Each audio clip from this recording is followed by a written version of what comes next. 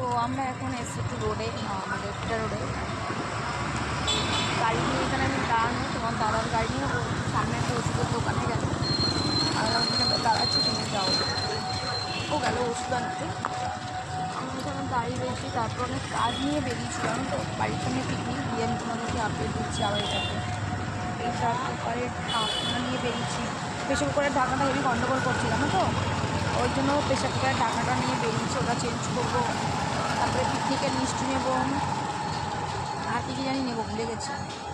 ওই জন্য বেরোলাম। তখন দাদা আর আমি ওষুধের দোকান থেকে ওষুধটা নিয়েছি, আর বাড়ি থেকে পিকনিকের আপডেট দিচ্ছি। আপাতত ডাল হয়ে গেছে, চাটনি বসেছে, বাকি যাই তোমাদের সাথে আপডেট দিচ্ছি। আর আমি আপাতত এটা করে এই ড্রেসটা আপাতত পরে আছি। খিদে পাচ্ছে, বাইরে বেরোলেই না আমার কারণ খিদে পেয়ে যায়। বাইরে বেরোলেই আমার খিদে পায়, তো বাজে একটা হ্যাবিট বলে। একটু রোগা হওয়ার চেষ্টা করি, কিন্তু আমি বোধহয় এই জন্মে আর রোগা হবো না। কী রে বাবা, এখনও আসে না কেন? দেখো দাঁড়িয়ে রয়েছি, আসেও না। ভালো লাগছে না দাঁড়িয়ে থাকতে আমার। তাই ভাবলাম তোমাদের সাথে একটা শর্টস দিয়ে নিই, এমনিতেই তো সেভাবে কিছুই আপডেট দিতে পারছি না তোমাদেরকে। ওর গাড়ি নেই, যে আমি আমি বলে আমি দাঁড়াচ্ছি, তুমি নিয়ে আসো।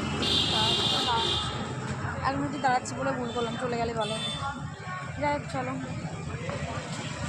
আসুক, দেখি।